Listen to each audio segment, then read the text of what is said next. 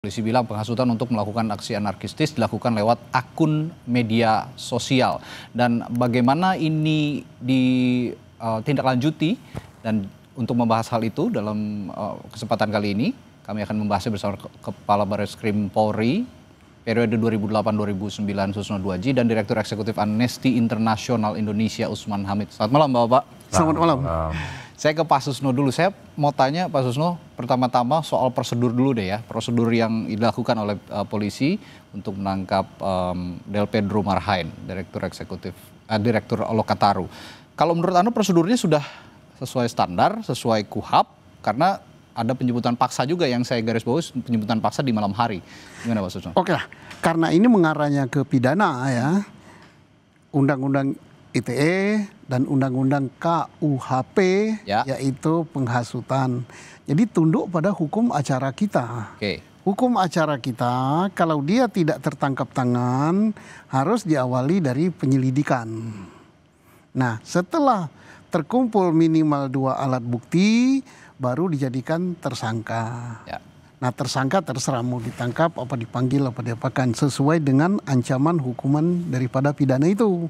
Tapi kalau tidak tertangkap tangan, langsung to the point ditangkap, ini kan sudah ada contohnya. Siapa namanya yang kemarin kasus Vina Cirebon itu? Kan langsung tidak boleh. Dan aturan SOP itu prosedur Kapolri pun tidak boleh. Jadi harus penyelidikan dulu. Nah, karena bukan tertangkap tangan. Nah, pengertian tertangkap tangan itu apa nggak perlu kita jelaskan di forum ini. Semua orang sudah tahu kalau bahasa kampung saya itu ketangkap basah. Nah, ketangkap basah itu artinya makcer sedang melakukan ditangkap. Itu bahasa rakyatnya.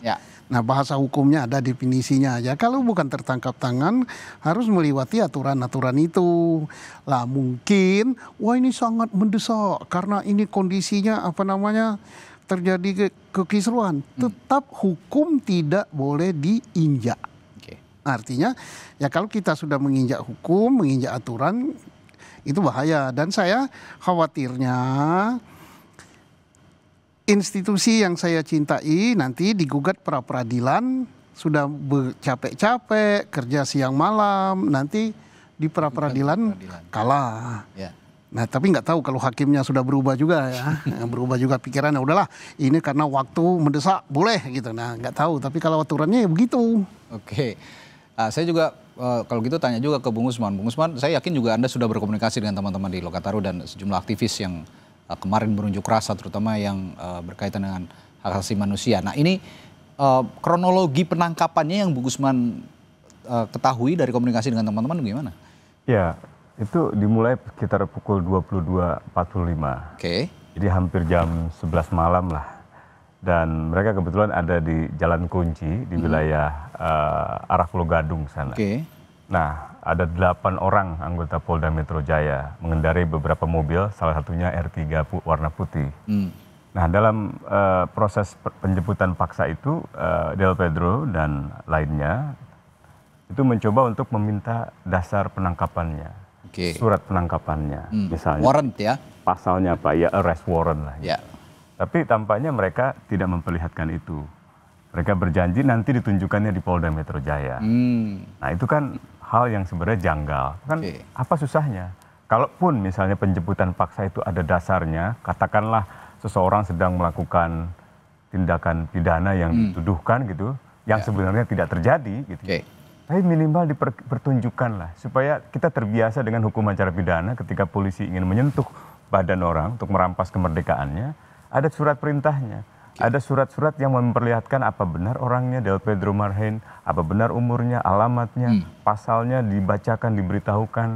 Lalu yang kedua ketika mau dibawa, kan Del Pedro minta untuk ganti baju begitu kan, di baju ke ruangannya, ke kamar kerjanya, diikuti oleh 3 anggota Polda dengan ujaran-ujaran yang menurut keterangan kronologi dianggap berintonasi intimidatif gitu. Nah, sampai akhirnya dibawa, itu pun tidak dipertunjukkan surat-suratnya gitu. Nah, sampai di Polda lah itu baru kemudian diperlihatkan. Jadi hal-hal yang sebenarnya sepele bisa dilakukan oleh polisi tapi justru tidak dilakukan. Nah, ini justru menciderai kinerja polisi sendiri di tengah protes masyarakat yang sangat luas.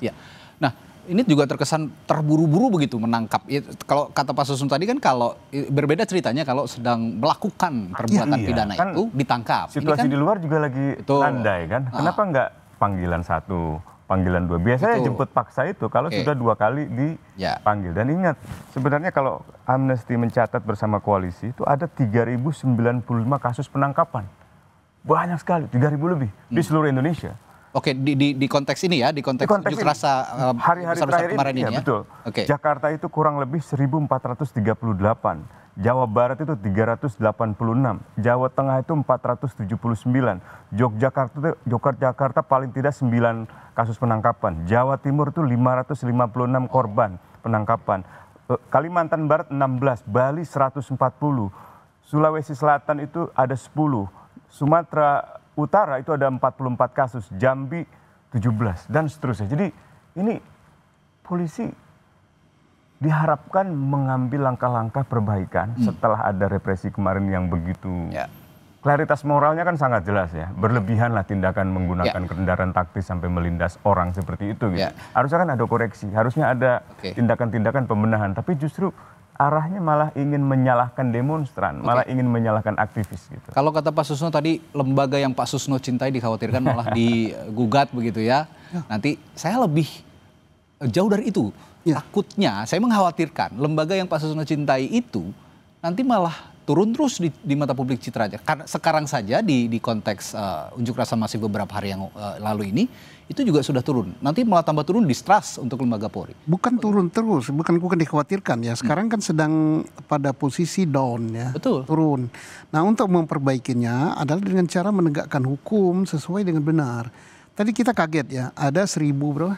Totalnya 3.000 kasus. Sekian penangkapan yang tidak sesuai dengan prosedur.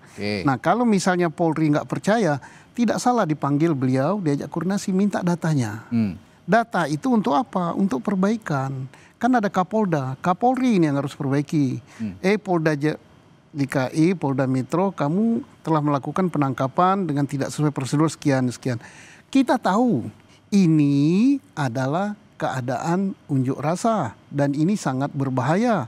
Dan polisi selalu membawa ini kepada ranah hukum. Orang-orang itu ditangkap karena dituduh melanggar hukum kan? Bukan dituduh karena unjuk rasa. Kalau unjuk rasa itu tidak melanggar hukum. Justru itu hak konstitusi dalam sebuah negara demokrasi yang harus dilindungi. Itu unjuk rasa. Nah, sekarang kenapa ditangkap? Karena kata polisi mereka ini melanggar hukum. Karena dia melanggar hukum ditangkap. Oleh karena itu terhadap orang melanggar hukum jangan juga dilakukan pelanggaran hukum. Nah, artinya apa? Ditangkaplah kalau mau ditangkap dengan sesuai prosedur. Ada surat perintah penangkapan, kemudian ada penyelidikan, ada itulah prosedur yang kita sepakati di negeri ini. Tapi kalau prosedur itu kita injak-injak, yang nginjak juga aparat saya sendiri, saya sedih.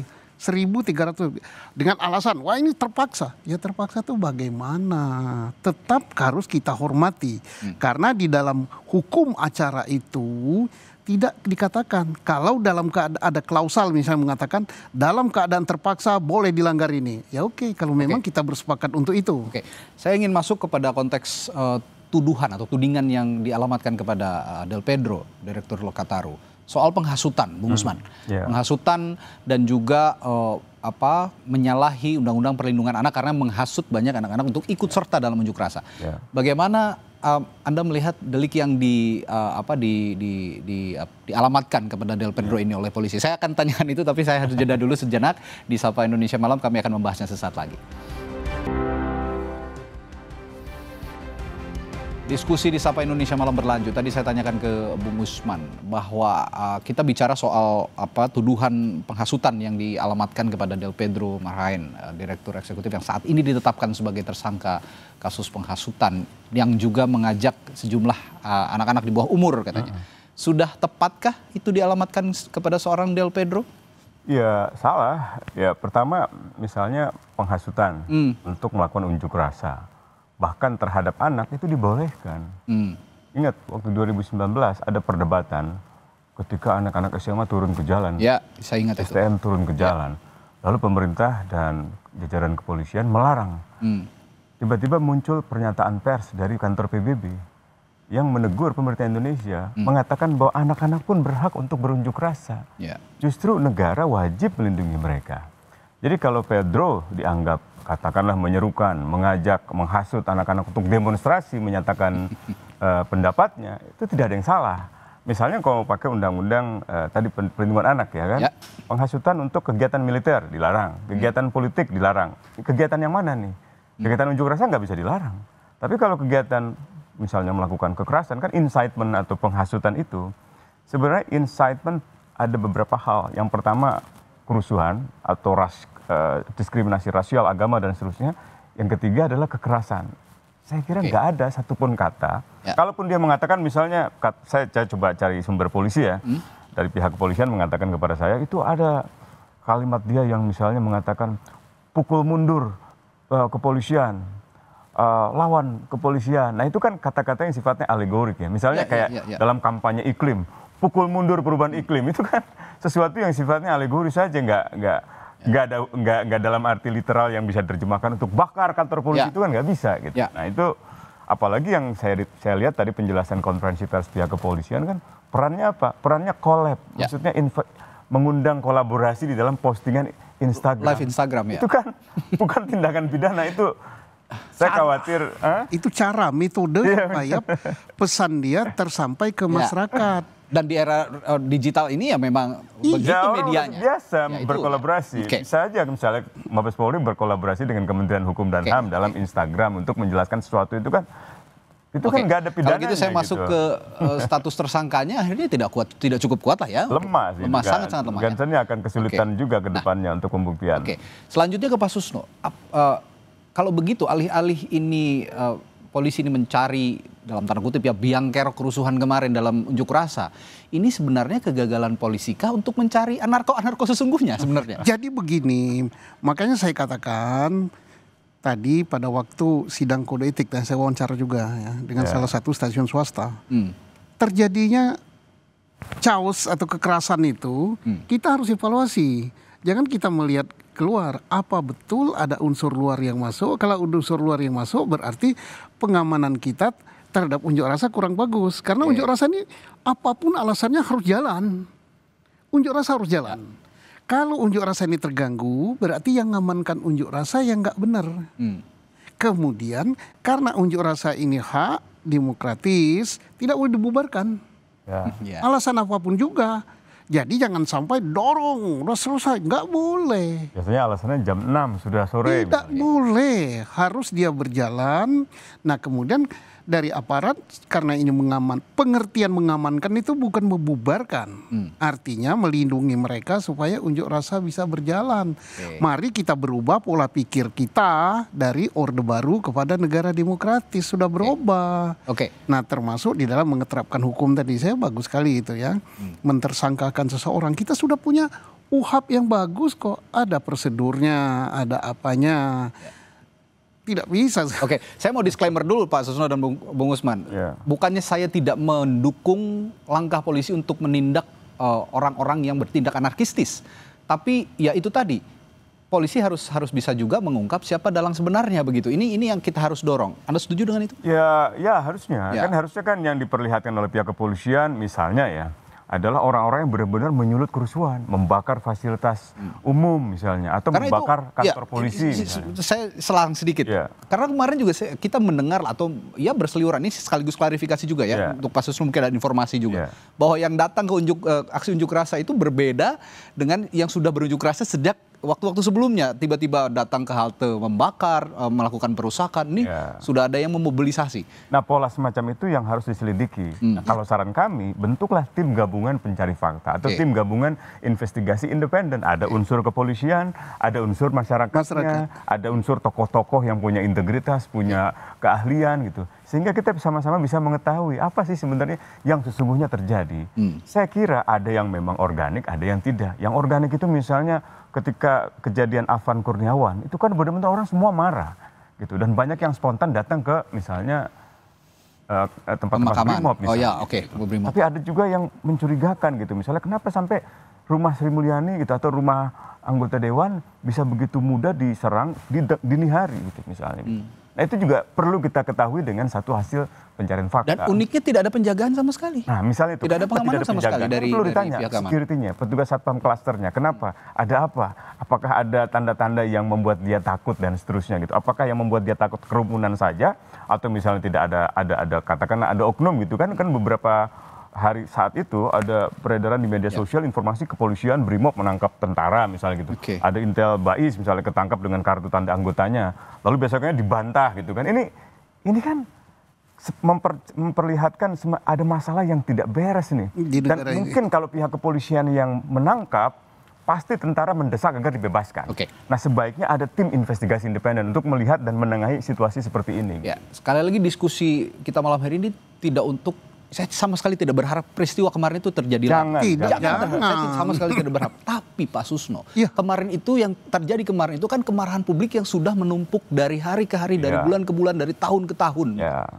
Jika ini juga terjadi sekarang, mungkin tuding-menuding aktivis yang ditangkap ini akhirnya tidak terbukti, publik kan juga akan tersenggol lagi egonya, akan tersenggol lagi emosinya. Bagaimana polisi harus bersikap kalau begitu? Ini sudah bukan lagi polisi yang harus bersikap, tapi negara ini. Presiden negeri ini yang harus bersikap, pemerintah negeri ini. Nah, untuk polisi adalah tentunya perbaikan ya. Perbaikan, jangan sampai melakukan penangkapan dengan melanggar hukum, nanti numpuk lagi kesalahan. Apa yang terjadi selama ini koreksi. Untuk DPR juga gitu. DPR koreksi juga. Mengapa sampai begitu? Karena DPR seolah-olah tidak memfasilitasi rakyat. Nah sekarang siapa yang dipercaya oleh rakyat itu? Satu, meledak dengan unjuk rasa. Dua, dengan koalisi masyarakat sipil. Bayangkan kalau kita nggak punya koalisi masyarakat sipil, DPR kita siapa? Ini analogi yang menarik. Aktivis itu kan bersuara mewakili publik, karena DPR-nya tidak bisa mewakili publik. Bagaimana tidak kalau ada posisi? Nah itu. Sekarang ya DPR tidak bisa mewakili publik, aktivisnya yang mewakili publik malah dituding yang lain-lain. Iya, dituding makar, nah, itu dituding teroris, gimana mendudukkan permasalahan ini? Anarkis gitu. Ini juga harus ada perlibatan DPR sebenarnya karena sebagai representasi publik yang ya, saya dengar DPR lagi mencoba untuk bertemu gitu ya. Ya. Kita lihat aja nanti apakah memang sungguh-sungguh ada rencana untuk mempertemukan mereka dengan para kelompok-kelompok memprotes ini. Dan yang terpenting sebenarnya akar masalahnya itu diselesaikan. Akar dari gejolak sosial ini apa sih? Kebijakan pajak, ketidakadilan gitu, ketidakadilan sosial gitu di bidang lingkungan, di bidang sosial, pekerjaan, PHK, sampai ke soal yang terakhir tunjangan anggota dewan yang saya kira berlebihan lah gitu. Kita kembali ke topik kita malam hari ini bahwa polisi yang menuding aktivis yang menghasut unjuk rasa ditangkap. Kalau begitu Pak Susno tadi bukan hanya polisi tapi negara yang harus bersikap. Nah, negara bagaimana harusnya menyikapi tudingan yang dialamatkan kepada Del Pedro ini? Nah, negara harus menyikapi ya tudingan seperti kepada Del Pedro ya. Dia adalah tokoh dari koalisi masyarakat sipil yang harus dilindungi. Jangan dengan misalnya, wah ini dia menghasut. Pembuktian menghasut itu tidak gampang. Artinya tidak gampang apa? Apakah betul karena dia bermain di media sosial menimbulkan kejadian ini? Bukankah kejadian ini akibat sesuatu yang menumpuk baik dalam tadi yang dikatakan Pak Usman penegakan hukum, ketidakadilan, masalah ekonomi, masalah pajak itu udah numpuk. Bukan dia kecuali ya kalau di dalam ajakannya atau di dalam percakapannya, di dalam chatnya menulis mari kita bakar, mari kita rampok, mari kita ini. Itu yes. Tetapi kalau mengajak orang unjuk rasa tidak salah. Dan itu diperbolehkan. Mengapa diperbolehkan? Karena unjuk rasa itu menyatakan pendapat yang dilindungi oleh konstitusi. Kalau gitu terakhir saya ke Bung Usman, dalam konteks penangkapan Del Pedro ini, kalau tadi saya paham polisi adalah penegak hukum yang punya wewenang untuk menyelesaikan masalah-masalah seperti ini. Tapi apakah jika polisi ini sekarang masih banyak diragukan oleh publik, negara harus intervensi pemerintah? Ya sebenarnya masalah di negara nih. Jadi sumber masalahnya ada di negara yang mengeluarkan kebijakan-kebijakan yang tidak adil. Makanya para netizen bahkan para aktivis mengatakan ketika negara presiden mengatakan janganlah rusak fasilitas umum, DPR juga begitu. Kata mereka yang sudah merusak fasilitas umum terlebih dahulu adalah pemerintah negara. Merusak hutan, tambang, merusak tambang dan seterusnya gitu. Itu magari laut. mereka itu cerdas semua gitu. Nah, saya berharap, saya meminta agar pemerintah dan DPR merubahlah seluruh kebijakan itu supaya polisi tidak jadi korban yang berhadapan dengan masyarakat. Masyarakat jadi korbannya. Yang tewas sudah 10 orang loh. 11 malah terakhir saya dengar itu. Ini harus diusut nih, 11 kematian ini gitu. Baik, di hari-hari ini sebenarnya kami Kompas TV sangat ingin menghadirkan perwakilan juga dari pemerintah untuk berdiskusi seperti ini. Dan DPR juga Polri. Tapi mohon maaf hingga detik ini kami belum banyak mendapatkan respon-respon untuk berdiskusi seperti ini dengan pemerintah, DPR maupun juga ya kalau DPR adalah 1-2 begitu ya, tapi spesifik lagi dari pemerintah dan Polri belum ada yang berkesempatan bisa bergabung berdiskusi kali ini. Tapi ya apapun hasil diskusi kita hari ini akan menjadi bahan masukan yang begitu baik gitu ya untuk institusi Polri, institusi yang sangat dicintai oleh Pak Susno. Sangat. Aku bisa begini karena Polri loh. Ya. Dan juga untuk perbaikan bangsa ke depan. Terima kasih Bung Usman, Pak Susno telah hadir di studio untuk berbincang kali ini di Sapa Indonesia Malam. Kita jumpa lain waktu. Sehat selalu Pak. Amin. Saudara,